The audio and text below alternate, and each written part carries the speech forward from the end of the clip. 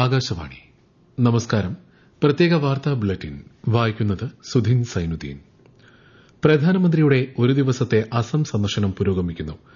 രാജ്യത്തിന്റെ വടക്ക് കിഴക്കൻ മേഖലയിലെ ആദ്യ എമർജൻസി ലാൻഡിംഗ് സൌകര്യത്തിൽ C-130J വിമാനത്തിൽ പ്രധാനമന്ത്രി പറന്നിറങ്ങി. 40 ടൺ വരെയുള്ള യുദ്ധവിമാനങ്ങളെയും 74 ടൺ ഭാരമുള്ള വലിയ വിമാനങ്ങളെയും വഹിക്കാനുള്ള ശേഷി എമർജൻസി ലാൻഡിംഗ് സൌകര്യത്തിനുണ്ട്. ലാൻഡിംഗിന് ശേഷം തേജസ്, സുഖോയ്, റഫാൽ തുടങ്ങിയ യുദ്ധവിമാനങ്ങൾ അണിനിരന്ന 40 മിനിറ്റ് നീണ്ട വ്യോമാഭ്യാസ പ്രകടനത്തിന് പ്രധാനമന്ത്രി സാക്ഷ്യം വഹിച്ചു. തുടർന്ന് ഗുവാഹട്ടിയെയും നോർത്ത് ഗുവാഹട്ടിയെയും ബന്ധിപ്പിക്കുന്ന ബ്രഹ്മപുത്ര നദിക്ക് കുറുകെയുള്ള പാലം അദ്ദേഹം രാഷ്ട്രത്തിന് സമർപ്പിച്ചു. നഗരത്തിലെ വായുമലിനീകരണം തടയുന്നതിനുമായി 100 പുതിയ ഇലക്ട്രിക് ബസ്സുകളും അദ്ദേഹം ഫ്ളാഗ് ഓഫ് ചെയ്തു. രാജ്യത്തെ സ്റ്റാർട്ടപ്പ് മേഖലയ്ക്ക് കരുത്തേകാൻ 10,000 കോടി രൂപയുടെ startup India fund of funds 2.0 പദ്ധതിക്ക് കേന്ദ്ര മന്ത്രിസഭാ യോഗം അംഗീകാരം നൽകി. ആഭ്യന്തര മൂലധനം സമാഹരിക്കുന്നതിനും നവസംരംഭകരെ പ്രോത്സാഹിപ്പിക്കുന്നതിനും ഈ ഫണ്ട് വലിയ സഹായകമാകുമെന്ന് മന്ത്രിസഭായോഗ തീരുമാനങ്ങൾ പ്രഖ്യാപിച്ചുകൊണ്ട് കേന്ദ്രമന്ത്രി അശ്വിനി വൈഷ്ണവ് പറഞ്ഞു. നഗരവികസന രംഗത്ത് വലിയ മാറ്റങ്ങൾ ലക്ഷ്യമിട്ട് 1 ലക്ഷം കോടി രൂപയുടെ അർബൻ ചലഞ്ച് ഫണ്ട് ആരംഭിക്കാനും മന്ത്രിസഭ തീരുമാനിച്ചു. പദ്ധതി ചെലവിന്റെ 25% കേന്ദ്രം വഹിക്കും. ബാക്കി തുകയിൽ പകുതിയെങ്കിലും വിപണിയിൽ നിന്ന് കണ്ടെത്തണം. അടുത്ത 5 വർഷത്തിനുള്ളിൽ നഗരമേഖലയിൽ 4 ലക്ഷം കോടി രൂപയുടെ നിക്ഷേപം ഇതുവഴി സാധ്യമാകുമെന്നും നഗരങ്ങളെ കൂടുതൽ ഉൽപാദനക്ഷമവും കാലാവസ്ഥാ സൌഹൃദവുമാക്കി മാറ്റുകയാണ് ഇതിലൂടെ ലക്ഷ്യമിടുന്നതെന്നും കേന്ദ്രമന്ത്രി പറഞ്ഞു. നോയിഡ മെട്രോ റെയിൽ പദ്ധതിയുടെ വിപുലീകരണത്തിനും മന്ത്രിസഭ അംഗീകാരം നൽകി. മ്യൂണിക് സുരക്ഷാ സമ്മേളനത്തിൽ പങ്കെടുക്കാൻ ധനമന്ത്രി നിർമ്മല സീതാരാമൻ ജർമ്മനിയിലെത്തി.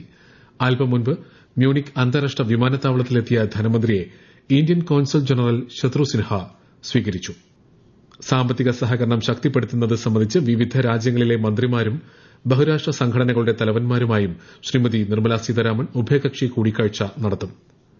സംസ്ഥാന സർക്കാർ പ്രഖ്യാപിച്ച 4 സയൻസ് പാർക്കുകളിൽ കണ്ണൂരിൽ ആരംഭിക്കുന്ന പാർക്കിന്റെ തറക്കല്ലിടൽ ചൊവ്വാഴ്ച വൈകിട്ട് മുഖ്യമന്ത്രി പിണറായി വിജയൻ നിർവഹിക്കും.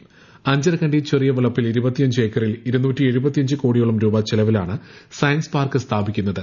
സംസ്ഥാന ശാസ്ത്ര സാങ്കേതിക പരിസ്ഥിതി കൌൺസിലിന്റെ മേൽനോട്ടത്തിലാണ് പദ്ധതി നടപ്പാക്കുന്നത്.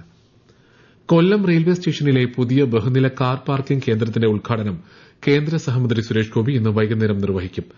അമൃത് ഭാരത് സ്റ്റേഷൻ പദ്ധതിക്ക് കീഴിൽ 30 കോടിയോളം രൂപ ചെലവഴിച്ച് നവീകരിച്ചതാണ് ഈ കേന്ദ്രം. പമ്പാ തീരത്ത് നടത്തിയ ആഗോള അയ്യപ്പ സംഗമത്തിന്റെ പേരിൽ കോടികളുടെ കൊള്ളയാണ് നടന്നതെന്നും ഇതിൽ സർക്കാരിനും അന്നത്തെ ദേവസ്വം ബോർഡിനും വ്യക്തമായ ഉത്തരവാദിത്തമുണ്ടെന്നും പ്രതിപക്ഷ നേതാവ് വി.ഡി. സതീശൻ. അയ്യപ്പന്റെ പേരിൽ നടത്തിയ ഈ തട്ടിപ്പിന് പിന്നിലുള്ളവരെ നിയമത്തിനു മുന്നിൽ കൊണ്ടുവരണമെന്നും പ്രതിപക്ഷ നേതാവ് ആവശ്യപ്പെട്ടു. അന്തരിച്ച ആലിന്റെ അവയവദാനം സമൂഹത്തിന് വലിയൊരു സന്ദേശമാണ് നൽകുന്നതെന്നും ശ്രീ വി.ഡി. സതീശൻ പറഞ്ഞു. കേരളത്തിന് വികസന സാധ്യതകളുള്ള നിരവധി പദ്ധതികൾ കേന്ദ്ര ബജറ്റിലുണ്ടെന്ന് ബിജെപി നേതാവും ലോക്സഭാ എംപിയുമായ ഡി പുരന്ദേശ്വരി കോഴിക്കോട് വാർത്താ സമ്മേളനത്തിൽ പറഞ്ഞു.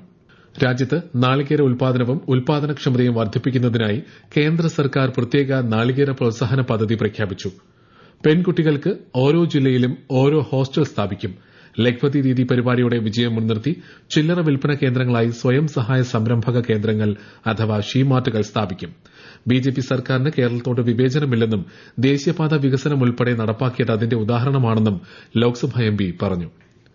ആകാശവാണി തിരുവനന്തപുരം പ്രാദേശിക വാർത്താ വിഭാഗം അവതരിപ്പിക്കുന്ന പ്രത്യേക പരിപാടിയായ നല്ല വാർത്ത എല്ലാ ശനിയാഴ്ചയും വൈകുന്നേരം 6:40 പ്രക്ഷേപണം ചെയ്യുന്നതാണ്.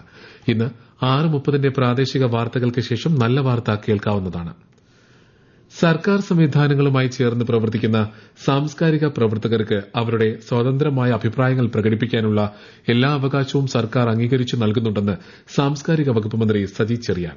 ചലച്ചിത്ര അക്കാദമി ചെയർമാന്റെ ചുമതല നിർവഹിച്ചിരുന്ന ശ്രീ പ്രേംകുമാർ ഫേസ്ബുക്കിൽ പങ്കുവച്ച കുറിപ്പിലെ ആശങ്കകൾ ശ്രദ്ധയിൽപ്പെട്ട സാഹചര്യത്തിലാണ് ഇക്കാര്യം വ്യക്തമാക്കുന്നതെന്നും അദ്ദേഹം പറഞ്ഞു. അഭിപ്രായങ്ങളെ വ്യക്തിപരമായ നിലപാടുകളായി മാത്രമാണ് കാണുന്നത്.